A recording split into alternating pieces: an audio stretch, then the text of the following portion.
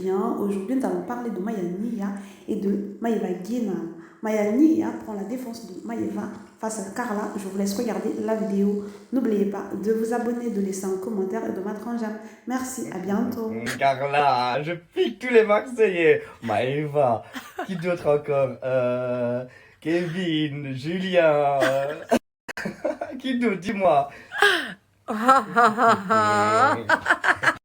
Moi, j'ai envie de savoir pourquoi elle a été portée plainte que samedi matin, quand tout a été dévoilé vendredi soir, alors que la sorcière lui fait du chantage apparemment depuis ses 17 ans.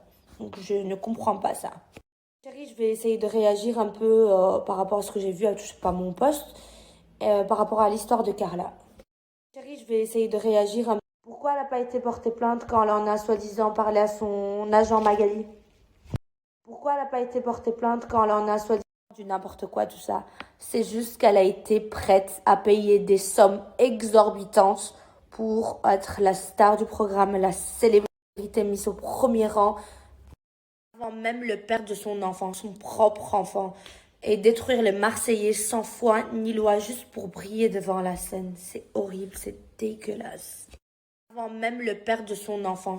Dire qu'elle a fait la crevarde avec la mère de Jessica pour une bouteille de champagne alors qu'elle a mis 1 400 000 € pour ensorceler les gens et leur faire du mal. Oh, mon Dieu. Voir que Dieu est grand et que tout se sait. Tôt ou tard, tout se sait. Dieu lui a tout donné et en une seconde, il lui a tout enlevé. Alors, il n'y aura plus rien maintenant. Plus rien. Qui va vouloir d'elle? Qui va vouloir d'une fille qui veut faire du mal comme ça à son entourage? Qui va vouloir d'elle? Moi, Maïva, je l'aime pas.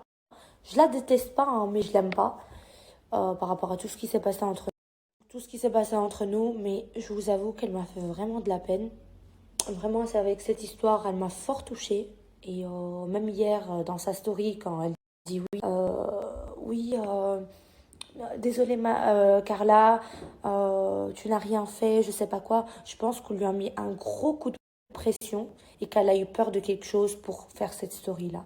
Et elle m'a fait vraiment mal au cœur, vraiment. Et mes abonnés, vous savez très bien que quand je dois dire quelque chose, je le dis, même si c'est quelqu'un que je ne porte pas dans mon cœur, ben, elle m'a vraiment touchée.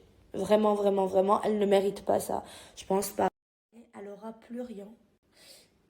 C'est pire que de ne jamais avoir rien eu, parce qu'elle elle a goûté, genre, au luxe et tout. Et d'un coup, elle aura plus rien. Plus rien. Et ouais, c'est là qu'on voit que Dieu est vraiment grand.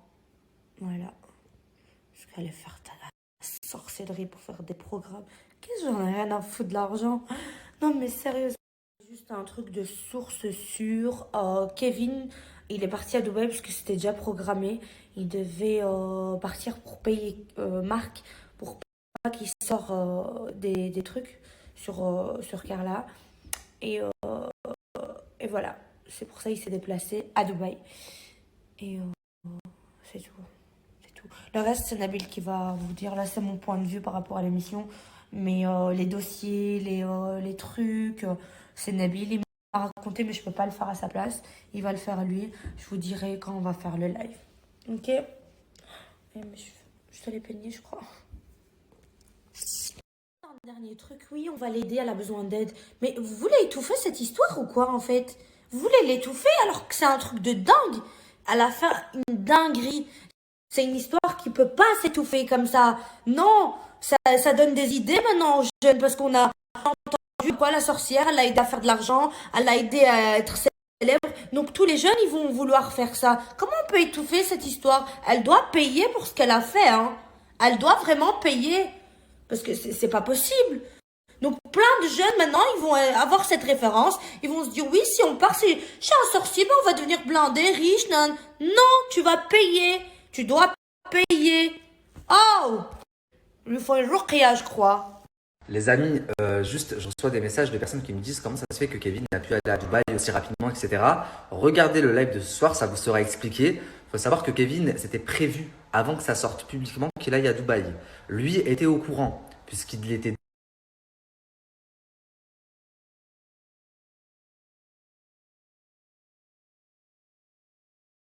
de toute façon. Les amis, juste, je reçois des messages de personnes qui me disent comment ça se fait que Kevin a pu aller à Dubaï aussi rapidement, etc. Regardez le live de ce soir, ça vous sera expliqué. Il faut savoir que Kevin, c'était prévu avant que ça sorte publiquement qu'il aille à Dubaï. Lui était au courant, puisqu'il était déjà censé venir sur Dubaï pour s'arranger avec Marc Blatta et que les vidéos ne sortent pas. Sauf que entre-temps, Marc a vu Maëva et les autres et ça a fuité sur les réseaux sociaux. Mais de base, Kevin était censé venir à Dubaï voir Marc et faire en sorte que les vidéos ne sortent pas. Je ne sais pas s'il devait le payer ou s'il devait s'arranger autrement, mais en tous les cas, les vidéos ne devaient pas fuiter.